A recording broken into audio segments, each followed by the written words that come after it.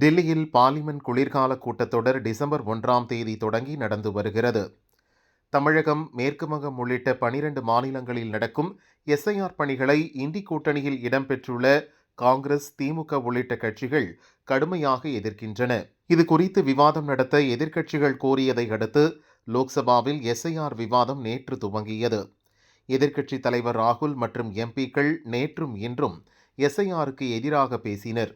அவர்களுக்கு பதிலளித்து உள்துறை அமைச்சர் அமித்ஷா பேசியதாவது: எஸ்ஐஆர் குறித்து ஒரு தரப்பு கடந்த 4 மாதங்களாக பொய்யான தகவல்களை பரப்பி மக்களை தவறான பாதைக்கு அழைத்துச் செல்ல முயல்கிறது. எஸ்ஐஆர் என்பது வாக்காளர் பட்டியலை சுத்தம் செய்யும் பணி.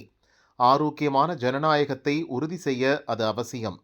வாக்காளர் பட்டியல் சரியாக இருந்தால்தான் நியாயமான, வெளிப்படையான தேர்தல் நடத்த முடியும்.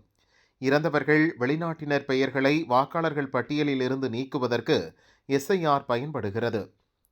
இதற்கு எதிர்க்கட்சிகள் ஏன் கவலைப்பட வேண்டும்? ஏனென்றால் மக்கள் அவர்களுக்கு ஓட்டு போடுவதில்லை. சட்டவிரோத குடியேறிகள் அவர்களை ஆதரிக்கிறார்கள். ஊடுருவல்காரர்கள் ஓட்டு போட்டால் நாடு பாதுகாப்பாக இருக்க முடியுமா? இறந்தவர்களின் பெயர்கள் வாக்காளர்கள் பட்டியலில் இருக்க வேண்டுமா? நாட்டின் சுதந்திரத்துக்கு பிறகு பிரதமரை தேர்வு செய்ய காங்கிரசுக்குள் தேர்தல் நடந்தது. மாகாண காங்கிரஸ் தலைவர்களாக இருந்தவர்களில் 28 பேர் சர்தார் வல்லபாய் பட்டேலுக்கு ஓட்டு போட்டனர். வெறும் 2 பேர் மட்டுமே நேருவை ஆதரித்தனர். இருந்தும் நேரு பிரதமராக அறிவிக்கப்பட்டார்.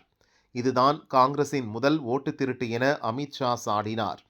அப்போது காங்கிரஸ் எம்பிக்கள் அவரது பேச்சுக்கு கடும் எதிர்ப்பு தெரிவித்து கூச்சலிட்டனர்.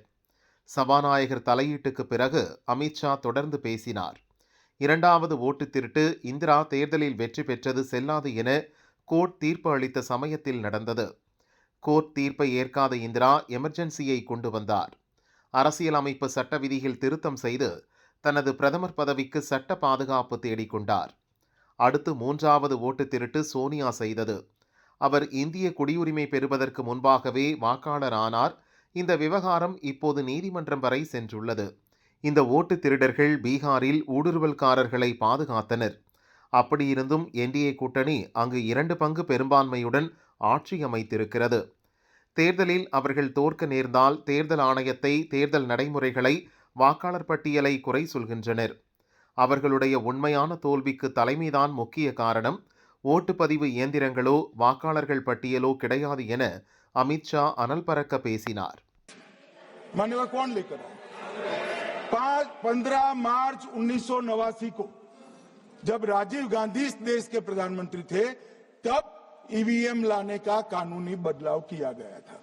अब राजीव गांधी के ईवीएम के कानून का भी विरोध कर रहे हैं. मान्यवर, इसके बाद में, अरे सुनो ना क्या प्रक्रिया हुई. इसके बाद में ईवीएम के खिलाफ किसी ने याचिका करी. इस देश की सर्वोच्च न्यायालय के 5 जजों ने बैठकर ईवीएम के कानूनी बदलाव को 2002 में उचित ठहराया. राजीव गांधी को भी नहीं मानते, सर्वोच्च अदालत को भी नहीं मानते हैं. फिर 98 में मध्य प्रदेश, राजस्थान और दिल्ली, इसमें सिर्फ 16 विधानसभाओं में इसका ट्रायल लिया गया. कितना केयरफुल है ये भी बताता हूं. बूढ़ा बैठो.